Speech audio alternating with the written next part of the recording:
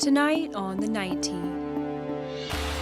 Pleading for change. Years after a fatal crash killed her daughter, a mom is pushing for a new distracted driving law in Kentucky. That can't happen here. Our young ones need protection. Plus, Navy SEALs are assisting with search and recovery efforts in the Texas Hill Country as officials look for over 160 people lost in the devastating floods. Stuff overseas is different. This hits home. How you can help the victims.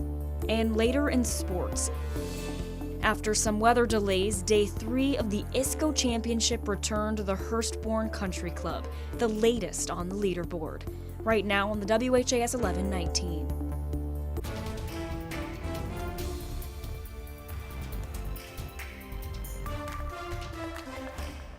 Drive for Justice. One Kentucky family took to Louisville streets today to call for support and a hand-free law for the state after losing their toddler to a crash in 2022. Thanks for joining us here on the Night Team. I'm Alex Dieterer. WHAS 11 Night Team's Clarice Shaley and photojournalist Aspen Hester heard from this family tonight who's advocating for change to consequences for distracted drivers so no one else goes through the same heartbreak as they are. To the cars and people passing by. Hi, sir. Would you like to help us get a long pass for distracted drivers? We are protesting and rallying together for justice for Cammie. Alyssa Burns is joined by her friends and family. Somebody's got to make a change. And if we don't stand up for it, who's gonna? Spreading the word about distracted driving in Kentucky. Not a lot of people that even know that what happened to my daughter can happen. They wear shirts with her daughter, Kimberly's face, believing her memory drives change. Cammie would have been 5 this year, starting kindergarten, but she was killed in a crash on I-71 near the Gene Snyder in 2022. A distracted driver barreled into the family's Toyota Camry, killing Cammie. The scene was even difficult for emergency responders, who say the driver crashed due to inattention. There's a good chance that if it does happen again, there would be no consequences for it. No charges have been brought against the driver of the truck, and the investigation is closed. Part of why there are no charges is because Kentucky has no hands-free law. Burns is working with Senator Jimmy Higdon of Lebanon, Kentucky, to get a law passed to implement stricter consequences for distracted drivers. So they're taking the power into their own hands. Alyssa and her family hope this space can bring justice and change. They're also handing out these flyers to help start that process. We really just want to make sure we get this bill passed so that no one else will have to endure what we've had to endure. Call your congressman, get this bill passed, tell them you support it, your senator, whoever you need to call. Pleas for people who care about the lives of their passengers from a family who lost one of their own too soon. In Jefferson Square, Clarice Shaley, WHAS 11 Night Team on your side. According to Kentucky State Police, more than 770 people have been killed due to distracted driving crashes in the last 5 years. About 400 of those deaths are since 2022. For more information on Alyssa Burns' story, you can visit the links mentioned tab on the WHAS 11 website. Well, severe storms and flash flooding are targeting the heartland tonight with millions of Americans under flood watches. One of those areas includes parts of Texas, which are still reeling from the effects of deadly flooding more than a week ago. More than 129 people have died and over 160 others are missing. Current and former Navy SEALs are assisting with search and recovery efforts. ABC's Jacqueline Lee has more from Kerrville, Texas. The heartland under a flash flood threat with millions under flood watches. Iowa recovering from devastating flash floods. Girl, that is so scary. Vehicles submerged, residents up to their waists in water in some parts. Flash flooding also affecting parts of Tulsa, Oklahoma and Detroit, Michigan. This was the scene in nearby Dearborn, the rain creating treacherous travel conditions. Parts of Texas, including the Hill Country, affected by last week's deadly floods, also under threat. Communities around the Guadalupe River grieving as the bodies of those missing are recovered. We exclusively embedded with a team of active duty and former Navy SEALs, volunteering their elite expertise to comb the terrain and search for the missing. None of us have seen anything like this, but I think everybody was just taking it in and just like realizing what just happened here. You've seen a lot, and this is the worst you've seen? Yeah. Stuff overseas is different. This hits home. You can just imagine how strong the current was, snapping all of these trees, and it looks like that car was tumbling through the water down the river. A new report from the Associated Press indicates Camp Mystic, where more than 24 campers and counselors died, was originally included on a 2011 national flood insurance map that would have required it to have higher insurance costs and stricter regulations on new construction. But after successive appeals spanning several years, federal regulators removed numerous buildings at the camp from those maps. FEMA is downplaying that report, saying those flood maps are not predictions of where it will flood or where it has flooded before. Jacqueline Lee, ABC News, Kerrville, Texas. WHAS11 has teamed up with our sister stations to help those impacted by these devastating floods in Texas. You can scan the QR code you see right here on your screen to donate to the Tegna Texas Flood Relief Fund. Your dollars will go directly to flood victims who need help now.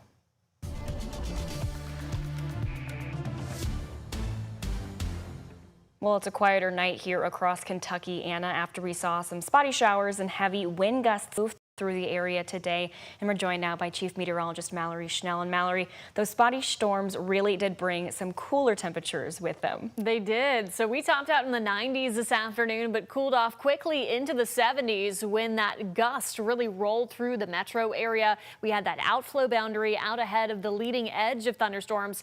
And of course, we got some reports in too due to tree damage and also down power lines in some spots of southern Indiana. That was despite not having any active severe thunderstorm warnings today, but we still had gusts just under that severe criteria, around 50, even 55 miles per hour. But as I mentioned, we did manage to make it up to 95, believe it or not, today at the Louisville International Airport. And that was in between rounds of storms. You can see here the 24-hour estimated rainfall map.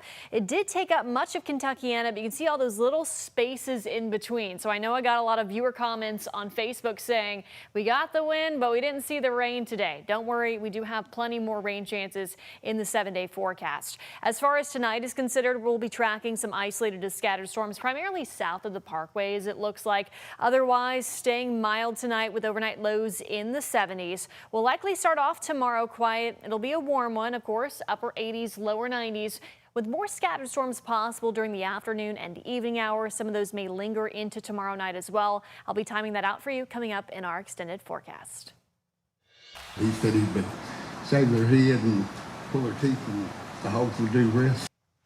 New video from the Crystal Rogers trial. The shocking testimony the jury asked to hear again as they were deliberating the fate of chief murder suspect Brooks Houck. Both Brooks Houck and Joseph Lawson were found guilty in connection to the murder of Crystal Rogers. It's the testimony from one of Brooks Houck's former employees, Charlie Girdley, testifying what Joseph Lawson told him about Rogers and her body. The defense, during a blistering cross-examination, attempted to show the jury that Girdley was an unreliable source, pointing to how many times he had changed his story about what he had heard from both Joseph Lawson and his father, Steve Lawson, on the plot to kill Crystal. WHAS11 News legal analyst Nick Mudd early on felt unsure how the jury would take Girdley's testimony, but after watching it, this was his reaction. I'm not in the jury's mind, but I think it had to have struck a very, very deep chord with them. Number one, because the shock value of it, he was plain as day, matter of fact, here's what it is. And so it surprised me the amount of credibility he had in his demeanor when he presented that testimony. The defense further attempted to attack Girdley's credibility, bringing Brooks Houck's sister, Rhonda McIlvoy, on the stand. In her testimony, she denied they even had hogs on the farm, saying they only had pigs. First, I thought, great move.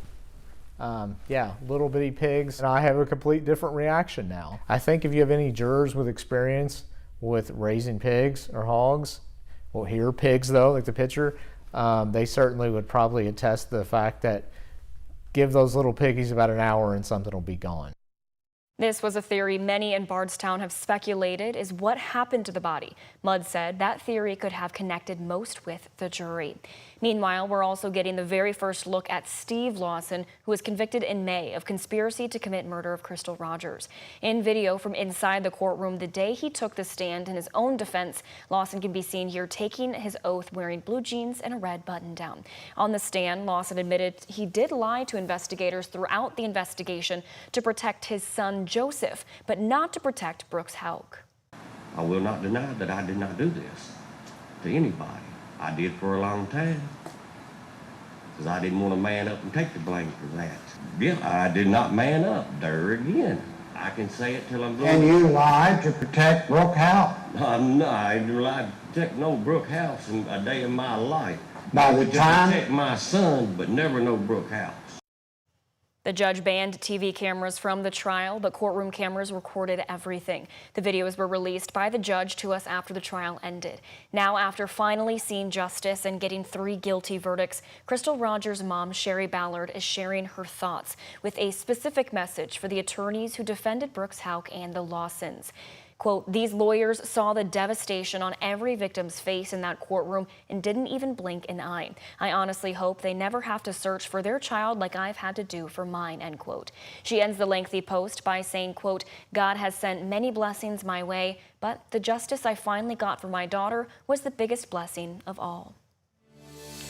A reward is being offered for any information leading to the arrest of a man wanted for murder in Shively. Shively police are still looking for LeBradford Ward. He's accused of killing 26-year-old Shantia Simmons and 22-year-old Amia Cox. Police say Ward drives a red 2021 Ford Mustang. To receive the reward, you can submit tips to Crime Stoppers at 502-582-CLUE. Mayor Craig Greenberg took to social media today to share how violence numbers are decreasing in Louisville. He shared that homicides are down by 34%, non-fatal shootings are down 31%, and carjackings are down 36%. It's not fair to anyone, and it can happen to anybody's family, but when you have a big family, you have a lot of support. So, it helps to ease the pain some. It doesn't go away. But having to hug her and a kiss her, a phone call, a text message, it helps. It helps to ease the pain. Those were the words from Jaquita Saunders, the aunt of 13-year-old Derek Saunders Jr. Today, he was laid to rest. Saunders was swept away by the Ohio River and was recovered by LMPD days later. His aunt expressed her gratitude for the community support, and his family mourns the loss of a life taken far too soon. Well, today was Alberta O. Jones Park Day, which is a free community festival held at the park named in her honor. Hosted by the Parks Alliance of Louisville, the day was full of activities remembering the life and legacy of the first woman to be appointed an attorney in Jefferson County and Muhammad Ali's first attorney. We spoke with the sister of Alberta O. Jones, who shared her sister's legacy and the joy she feels seeing the park being used by families. Things she did, she wanted to make it so life could be better for them down the road, so I'm happy. Yeah. Only one regret, that my mom did not live to see none of it. Yeah, that's the only regret. But I'm glad that I'm here to see it. The day was filled with food trucks, music, and family-friendly activities. It was also free and open to the public.